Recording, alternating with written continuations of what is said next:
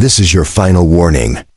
Earth's defiance, its rejection of council law, its reckless pursuit of forbidden weapons, none of it will be endured. Submit to inspection, or be annihilated. The message carried no name, no warmth, just the clipped authority of alien tongues untested by real war. Not in centuries, for 7 days, Earth answered with silence. In hidden chambers, the United Terran Directorate argued. On every screen, the media shouted for peace, compromise, surrender. But the Directorate's refusal to speak was louder than any broadcast. Then on the 8th day, Earth's reply came, and every listening world went still.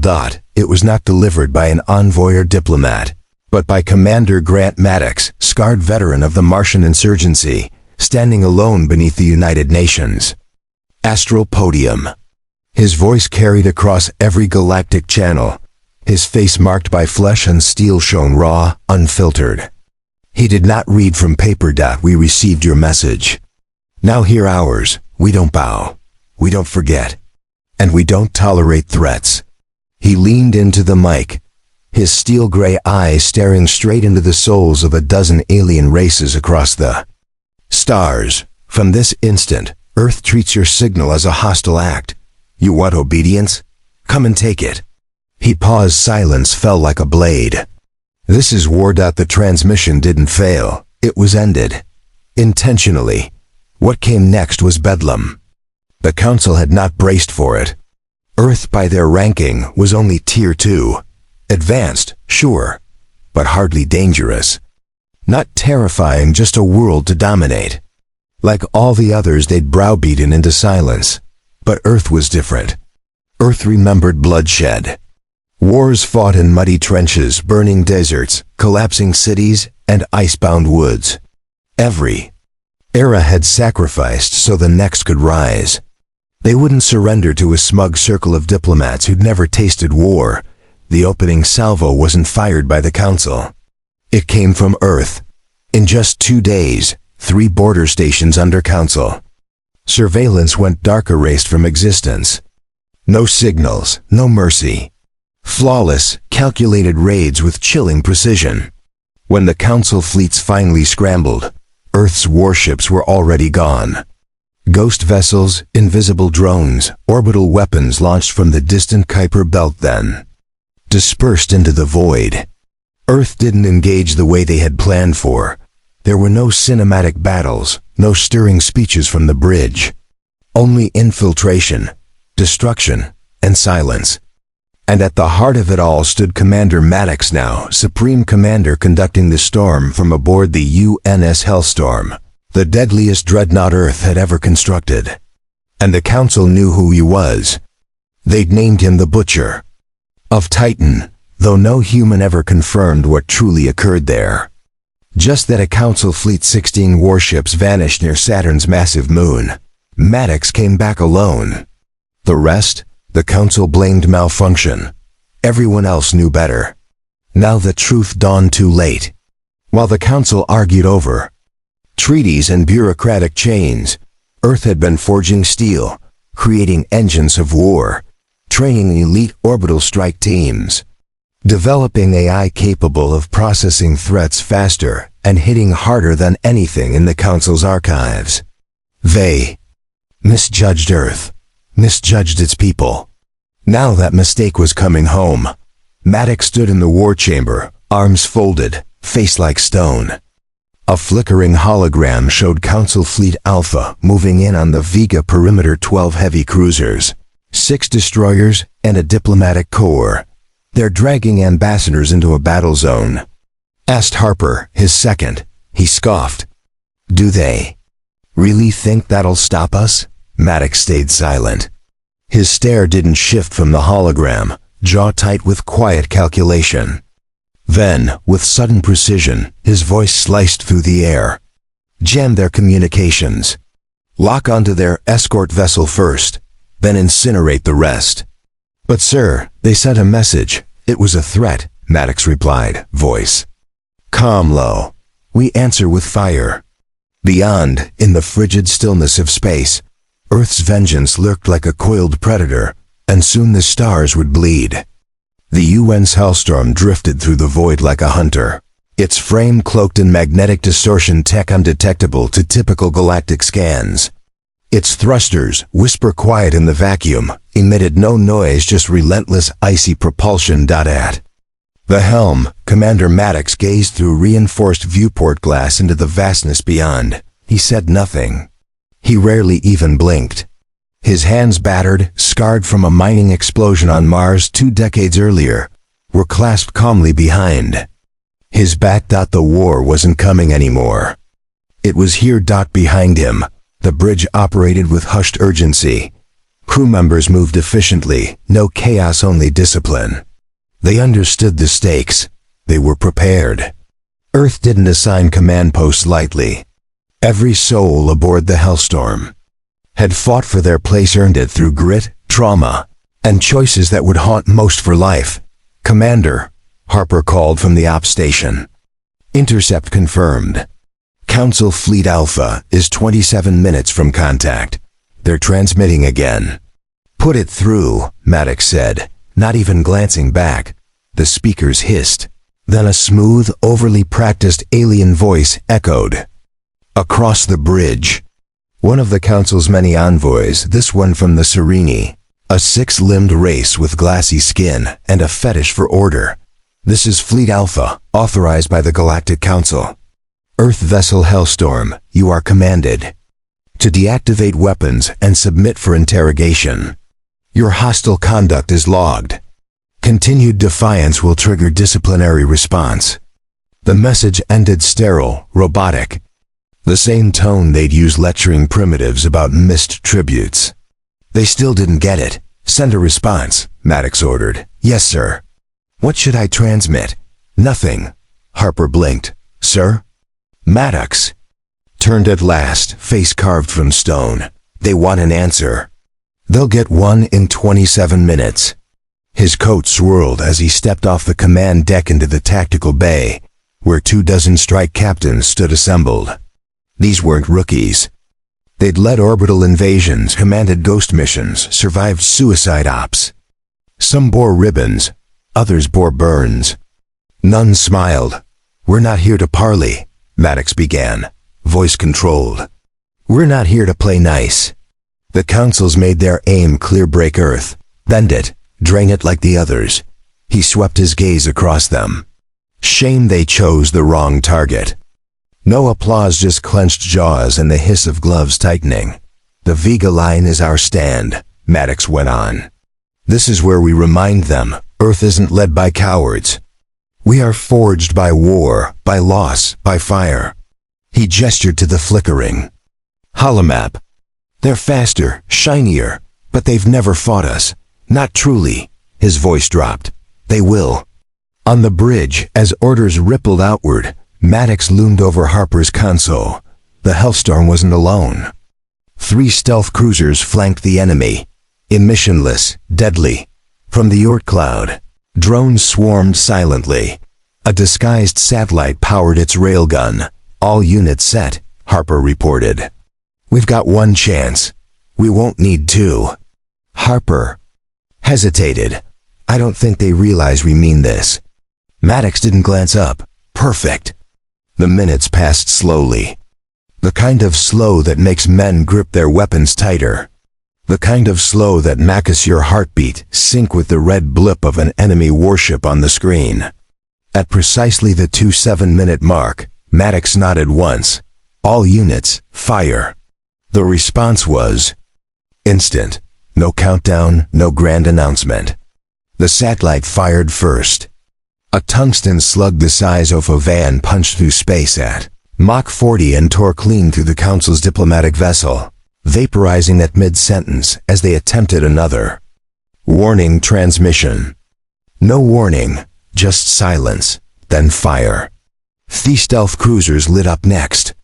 Particle beams lanced into the Council's flank ships, rupturing hulls, triggering chain explosions as plasma cores vented raw energy into open space. The Hellstorm munched her first salvo. 6 warheads, each programmed to break into dozens of hypersonic darts, shredding shields and splitting cruisers in half. Council Fleet Alpha wasn't ready. They never saw it coming. And Maddox watched every second of it. Council ships scattered. Some tried to retreat. Others returned fire. But they were blind, scrambling. Their formations shattered in moments, human. Tactics weren't elegant. They were brutal, feral, unpredictable, designate for one outcome only: devastation. The Council's command ship attempted a last-ditch transmission. It was jammed. Earth didn't care what they had to say anymore. On the Hellstorms deck, officers reported one Council vessel escaping into subspace. Maddox let it go. "Let them run," he said. "Let them tell the others what they saw." He turned to Harper. "What's the count?" "Council fleet down to 3 partals. Rest destroyed. No human losses." Maddox exhaled. Not in relief. He expected nothing less. It was simply the breath of a man who now knew what came next. "They'll come harder next time," Harper said. "Bigger fleets, full-scale war." "Good," Maddox said, voice dry. "It'll save us the trip." Across the stars, panic spread. Earth had broken that illusion in a single day, and the galaxy watched. Some races celebrated in secret. Worlds long oppressed by Council doctrine, stripped of culture, dignity, or sovereignty. Others feared Earth. Now wondering what kind of species would defy the Galactic Order so openly, so violently. But none understood yet. Not truly. Earth wasn't just rebelling, Earth was hunting. And Maddox had no intention of stopping with one fleet. In a classified bunker beneath the mountains of Patagonia, deep under Earth's crust, a meeting took place. No politicians, just warlords, directors of black programs, leaders of old-world militaries who'd been folded into the Terran Directorate after the unification. Maddox appeared by hollow. His image flickered in. "To Veltrix," Harper asked, eyes wide. "We'll be deep in Council space, suicidal." Maddox looked over, the corner of his mouth lifting. Not a smile, but something darker. "They started this war with a warning," he said. "Let's answer it with extinction." The UNSS Hellstorm had been in silent warp for 40 hours, coasting through forbidden sectors of Council space that had been blacklisted by every major species. It was dangerous, uncharted, and unpredictable. But that's why Maddox had chosen it. No one expected humans to take the dark route. And that's where humans thrived, in the places others feared. Commander Grant Maddox hadn't slept in over a day. He didn't need to. His mind was sharper in war than in peace. Peace had dulled Earth, nearly killed it. War was clarity. War was purity. "War Washom, status report." He barked as he stepped onto the command deck. "Subspace stealth holding," Harper responded. "No contact with enemy sensors, no anomalies. Our estimated arrival at Veltric Prime is 8 hours." Maddox nodded. He moved toward Ventolau map and looked at the looming red dot marked Veltrix Prime, the Council Central Intelligence and Data Archive. Not just a storage facility, it waste-hire a brain. Everything from species histories to surveillance on independencies. Blackmail DOSes and war doctrine files were stored there. Earth's war wasn't going to be fought by brute force alone. This strike would be surgical decapitation. "We hit Veltrix, we their coordination," Maddox said, eyes narrowed. "We don't just fight them, we blind them." Harper hesitated. "Sir, the facility shielded heavily. It's buried in a lunar crust, surrounded by 4 moons, and they've got over 2,000 defense platforms. It's suicide." Maddox turned to him, cold and calm. "Everything worth doing is." He walked off the deck. No speeches, no prep rallies. Just the silent pressure of knowing what had to be done and doing it. 3 hours later, in the Hellstorm's black chamber, Maddox met with the Ghost Unit. No uniforms, no medals, just ghosts. These were men pulled from every shadow program Earth had run in the past 40 years. Some weren't even officially alive. Trained in sabotage, Zeraj infiltration, orbital collapse, and neural warfare. Their leader, a man named Reeker, bald, silent, skin like cracked steel, not a dance. As Maddox entered, "This will be our last conversation," Maddox said bluntly. Riker didn't ask why. "You'll breach the outer shell through the maintenance shafts. Use the Havoc seats. Nothing traceable.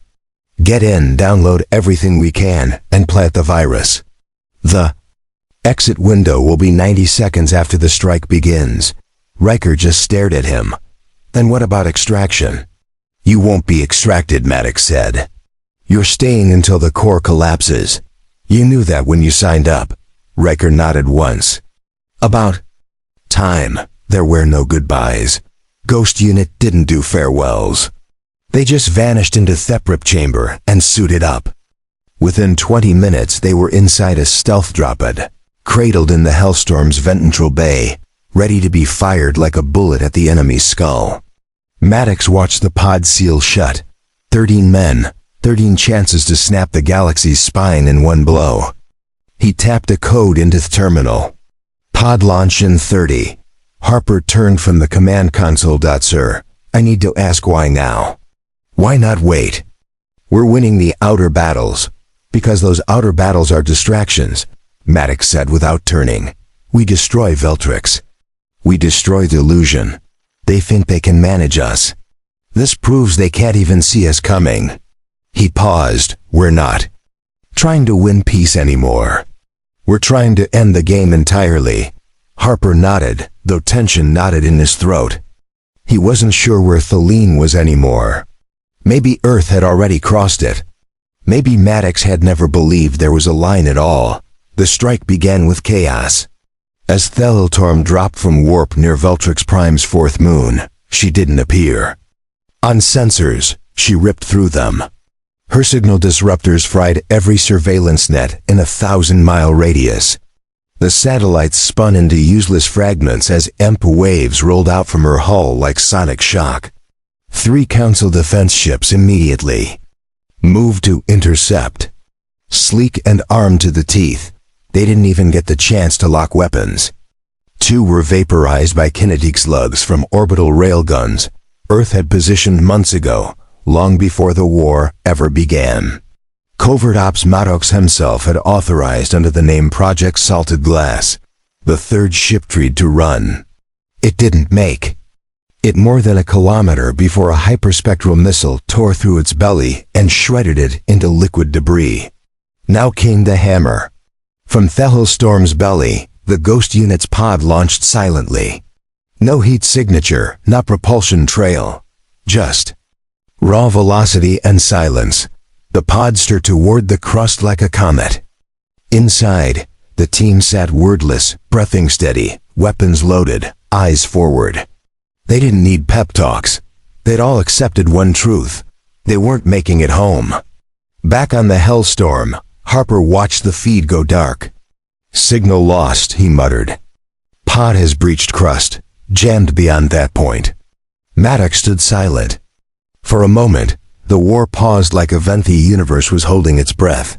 Inside Veltrix, alarms rang. Veconsyl's inner security was in chaos. Their systems designed for diplomacy, control, long-term strategy weren't built for this kind of sudden, savage assault. When the Ghost Unit emerged from the shaft tunnels, they were already inside Level 3, deep in the archival stacks. The guards didn't stand a chance. The ghosts moved like shadows. No noise, no warning. In 7 minutes, they'd reached the inner vaults. And as Riker plugged the seat into the core terminal, his eyes caught the footage. Thousands of files about Earth. Its leaders, its people, its psychology, its weaknesses, everything the Council thought. They understood, he smiled. "You don't know a damn thing," he muttered. Then he hit enter. The virus launched. Within seconds, the entire data hive started to collapse. First, slowly, files corrupted, terminals crashing, then violently. The AI safeguarding the vaults triggered a fail-safe, believing they were under a neural intrusion. It began the Purge protocol. And that's when the ghosts detonated the Havoc seeds. The entire facility shook. Lights failed, gravity failed. Heat Levels spiked, then dropped as the inner vacuum system spiraled out of control. And in those final seconds, Raker stood in the wreckage, the virus still eating, and muttered, "Earth sends its regards." Then everything went black. On the Helltorm, Harper turned to Maddox. "Core collapse confirmed. We lost contact with the ghosts." "They did their job," Maddox said flatly. "Now we do ours." "What's our move?" Maddox walked back to the deck window. He stared at the distant remains of Veltrix Prime as the moons began to shift from the gravitational disruption of the core collapse. "Now," he said, "we start breaking planets." Harper looked at him, eyes narrowing. "Is this still about the Council?" "No," Maddox said, voice a low growl. "This is about Earth's place in the galaxy. This is about making sure the next time anyone out there thinks about threatening us, they remember this day and decide to die quietly instead." Headern to the crew. "Set a course for Council Central." "You mean the core ring?" Harper asked, stunned. "We don't have authorization. We don't need it. That's not a battlefield." "It's a political sanctuary." "Not anymore," Maddox said. "Now it's a target." In the Council's inner sanctum, news of Veltrix's fall hit like a solar flare. The high voice collapsed mid-sentence. Panicked counselors screamed for evacuation. Debates were abandoned. Protocols thrown out. Whole species were suddenly reconsidering their allegiance. Earth hadn't just retaliated. They'd struck at the Council's brain, and the message was clear. You're not gods. You're not safe. And you're next. The UN's Hellstorm slipped through Thetad Zone, between the shattered remains of Veltrix Prime and the edge of the core ring. The dark matter drives hummed low, barely audible through the hull. Earth's flagship wasn't rushing anymore, it was hunting. Maddox stood alone in the observation chamber. Around him, the stars were still cold, uncaring, just like him. He hadn't slept since Veltrix fell. Didn't he do? He didn't dream. The war had burned that out of him long ago. Some men fought for peace. Maddox fought because there was no peace left worth saving. The doors slid open. Harper entered slower than usual. Council Core Ring has begun mass mobilization. 8 carrier-class fleets, 2 dreadnoughts, and at least 4 planetary shield systems coming online. He paused. They've locked down their inner systems. No ships in or out. Maddox didn't look at him. Cowards hide behind walls. Kings die behind them. Harper stepped forward, voice lower. "Sir, this isn't like Veltex. These are their capitals, not soft targets. If we strike now, we're not just killing their command. We're risking the whole spiral falling into chaos, civil war, species collapse, famine. We're talking billions." Maddox finally turned, eyes still. "They declared war on us when they sent that transmission. They made their choice. We're not here to babysit the galaxy. We're here to win." Harper held his ground.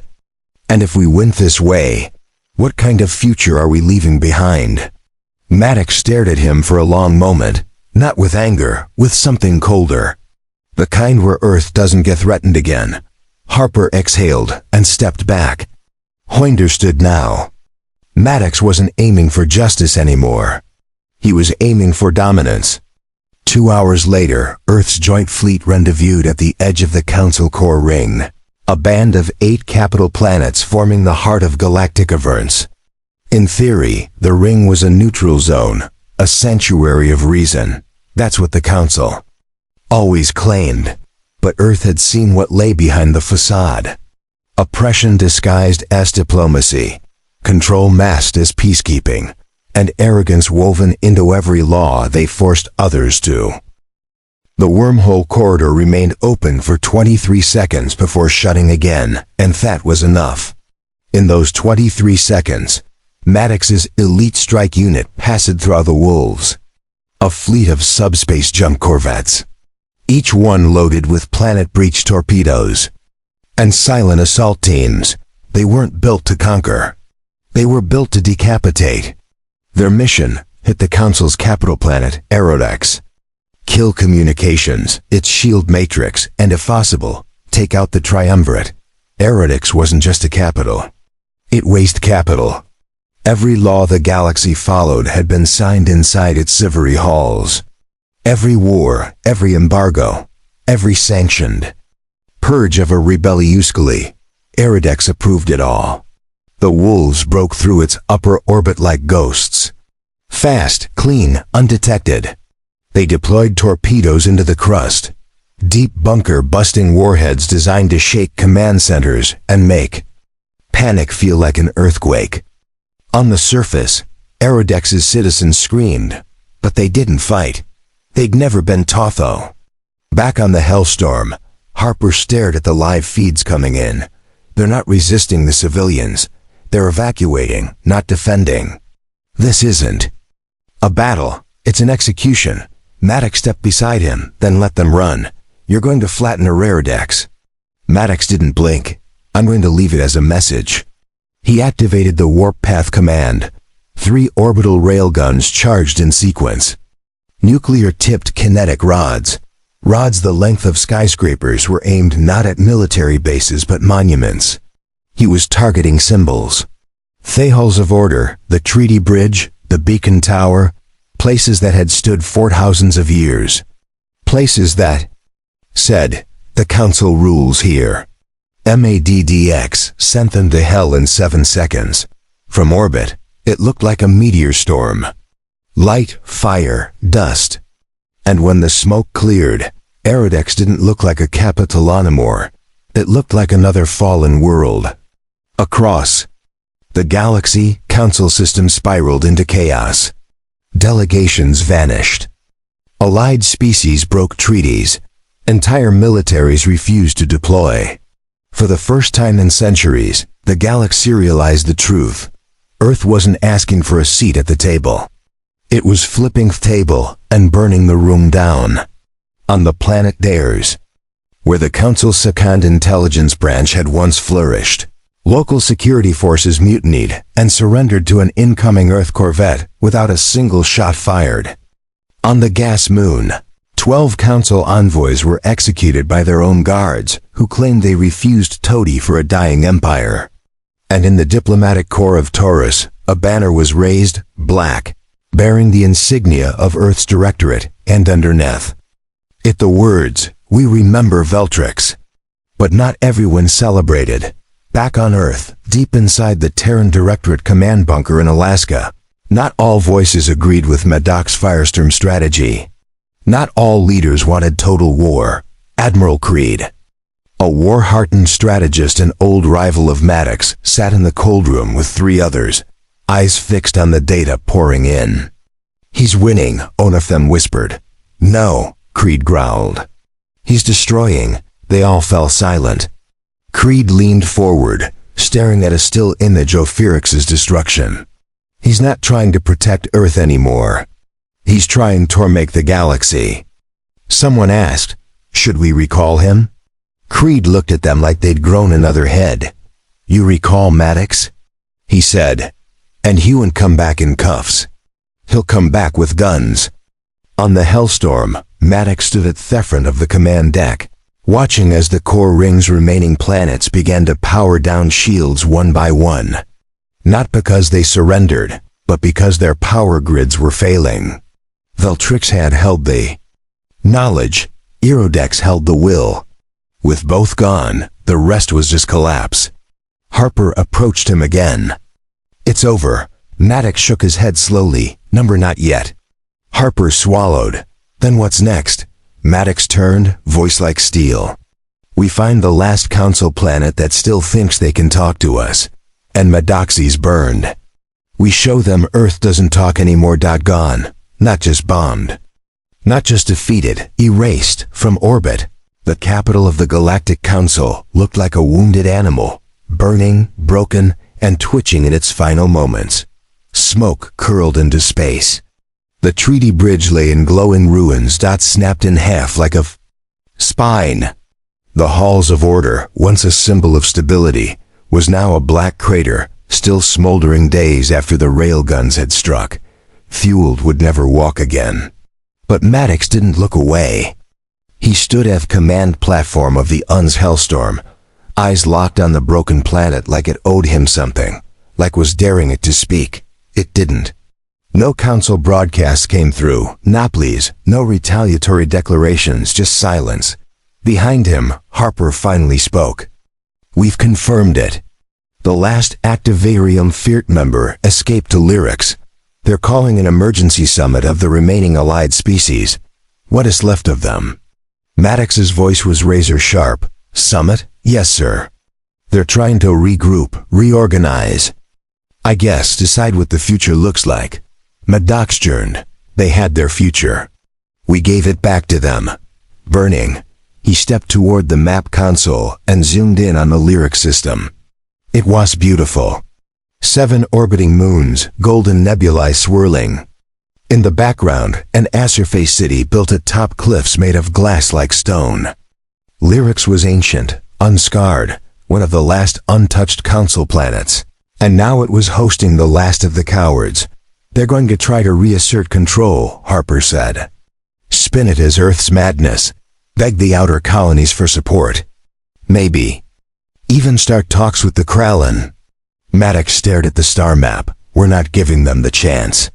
He tapped the console. "Plot a course to Lyrics. Down on Earth, things were different." In Alaska's Directorate Command bunker, the tremors from Maddox's campaign were finally catching up. Reports of mass surrenders were flooding in. Yes, but so were the darker ones. Human officers in council territories executing local officials without trial. Strike teams bombing historical archives. Civilian casualties, millions in regions that had no military presence. Maddox's war wasn't precision anymore. It was purge. Admiral Creed stared at the table's hollow map as another report came in from Darish, a council city wiped out by atmospheric collapse, courtesy of Earth's orbital weather disruptors. He slammed a fist down. "This isn't strategy," he growled. "This is revenge. It's working," a younger officer muttered from the corner. Creed turned on him. "Is that the standard now?" "As long as it works." The room was quiet. Then Creed stood. "Send the order. Lock access to Director at command." The others looked up, surprised. "You're going to move against Maddox?" "Oneist, I'm not moving against him," Creed said. "I'm going to remind him that Earth still has a soul." The Hellstorm reached Lyric's orbit in just under 12 hours. The Council didn't fight. Their planetary shields powered up, then powered down. It wasn't surrender. It was acceptance. A transmission came through before Earth could even fire a shot. It was audio only. A raspy, exhausted voice. "Ekin, the last surviving member of the Triumvirate. There's no fight left in us." The alien said, "We see now what humanity has become. You wanted fear, Commander Maddox. You've earned it. You wanted respect. You've stolen it. But if you burn us here too, what's left? What are you trying to build?" Maddox didn't answer. He ended the transmission, then walked down to the Hellstorm's deployment bay. He didn't send a team this time. He went himself. Maddox's dropship descended like a thunderbolt. The skies over Lyrics cracked with sonic booms as his escort fleet broke atmosphere, circling above in silent intimidation. No weapons fired, no resistance. Lyric had already died. It just hadn't fallen yet. When Maddox stepped onto the marble platform of the summit hall, the air was thick with tension. Alien leaders from a dozen species stood in robes, shaking insolence. Some tried to look dignified. Others didn't bother. The smell of fear was universal. Esheton stood at the center, his once proud frame no-hunched, his ceremonial robes torn and frayed. He raised his trembling hands. "What now, human?" Maddox didn't blink. He walked straight up to him and said nothing. Instead, he reached into his coat and placed a data spike on the podium. "This," he said, voice steady, "is a list of every council atrocity Earth has documented over the past century. Forced famines, sterilization policies, black-eyed erasers, genetic tampering, cultural annihilation. The room was still. You'll transmit Thisto every system under council influence, Maddox continued. You'll confess publicly under our banner. Every word I recorded will be spoken by your mouth. Ekin whispered. They'll tear us apart. They should. And if I refuse? Maddox's eyes didn't flinch. Then I flattened lyrics while you're still speaking. Eschaton stared at him, eyes wet with terror. But he knew. Everyone did. This was the price of survival now. No talliance, not loyalty, not peace, obedience. The data spike was accepted. Transmission began across the galaxy. Hollow screens lit up with the Council's own face reading a confession. Of sins so horrifying, entire colonies rebelled overnight. Old flags were torn down, new banners raised, Earth's banner. The Directorate's black insignia. Maddox didn't smile. He didn't feel pride. This wasn't about pride. It was about control. Hours later, as he stood aboard Thehelstorm once again, looking down at Lex, Harper approached. You did it, he said quietly. You broke them. Maddox was silent for a moment. Then they were already broken. I just removed the lie. Harper nodded. Slowly, so what now? Maddox didn't answer. Then came the signal. A transmission from Earth. Encrypted. Top-level clearance. Harper pulled it up. His eyes widened out. It's from Admiral Creed. Maddox turned. He's locking the Directorate command. He's calling for emergency review. He's accusing you of overreach, of V.